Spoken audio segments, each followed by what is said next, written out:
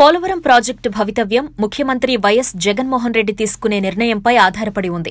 ఈ ప్రాజెక్టు నిర్మాణంలో నిబంధనలన్నీ అతిక్రమించారు అని 3128.31 కోట్లు అదనపు చెల్లింపులు జరిగాయంటూ ప్రభుత్వం నియమించిన రిటైర్డ్ ఇంజనీర్ల కమిటీ 2 దఫాలుగా నివేదికలు సమర్పించింది. దీంతో ప్రస్తుత వ్యవస్థతో కాకుండా కొత్త కాంట్రాక్ట్ సంస్థలతో ప్రాజెక్టు నిర్మాణం పూర్తి చేయడం మంచిదని ప్రభుత్వం యోచిస్తున్నట్టు సమాచారం. త్వరలోనే రివర్స్ టెండరింగ్పై ముఖ్యమంత్రి అధికారికంగా ప్రకటన చేసే అవకాశం ఉందని జలవనరుల శాఖ వర్గాలు తెలిపాయి. పోలవరం హెడ్ వర్క్స్ పనుల్లో ఈపీసీ విధానంలోని నిబంధనలన్నీ అతిక్రమించారు అని, కుడి ఎడమ ప్రధాన కాలువ పనుల్లోని ప్యాకేజీలలోనూ మార్గదర్శకాలు పాటించకుండా అత్యధికంగా నిధులు కట్టబెట్టారు అని, పోలవరం జల విద్యుత్ కేంద్రం నిర్మాణానికి భూమిని అప్పగించకముందే భారీగా అడ్వాన్సుల పేరిట కాంట్రాక్ట్ సంస్థకు డబ్బులు అందజేశారు అని నిపుణుల కమిటీ ఈ నెల 23న ప్రభుత్వానికి సమర్పించిన నివేదికలో తెలిపింది.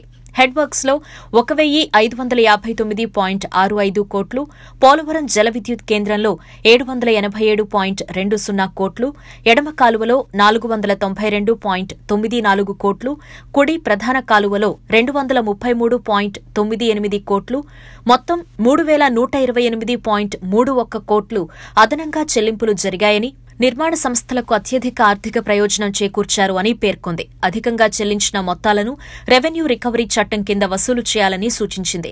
ప్రాజెక్టు నిర్మాణ బాధ్యత రాష్ట్ర ప్రభుత్వానిదేనని, కాంట్రాక్ట్ సంస్థలను కొనసాగించడం, రద్దు చేయడం రాష్ట్ర ప్రభుత్వ పరిధిలోనివని ఇటీవల విజయవాడలో పోలవరం ప్రాజెక్టు అథారిటీ స్పష్టం చేసింది.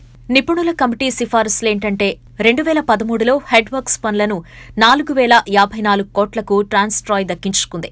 2016లో ఈపీసీ నిబంధనలకు విరుద్ధంగా ఈ అంచనాలను 5535.91 కోట్లకు పెంచారు.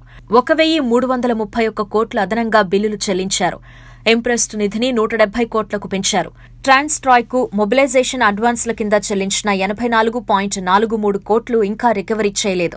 2018లో ట్రాన్స్ట్రాయ్ నుంచి హెడ్ వర్క్స్ పనులను ఈపీసీ విధానానికి విరుద్ధంగా 60C కింద తొలగించి స్పిల్వే, స్పిల్ ఛానల్, ఏసీఆర్ఎఫ్ పనులను నవయుగ సంస్థకు 3102.37 కోట్లకు అప్పగించారు. గేట్ల పనులు బెకం సంస్థకు నామినేషన్ విధానంలో 387.56 కోట్లకు అప్పగించారు. జల విద్యుత్ కేంద్రం పనులకు భూములు అప్పగించకుండానే 787.20 కోట్లు లబ్ది కలిగేలా అడ్వాన్సులిచ్చారు.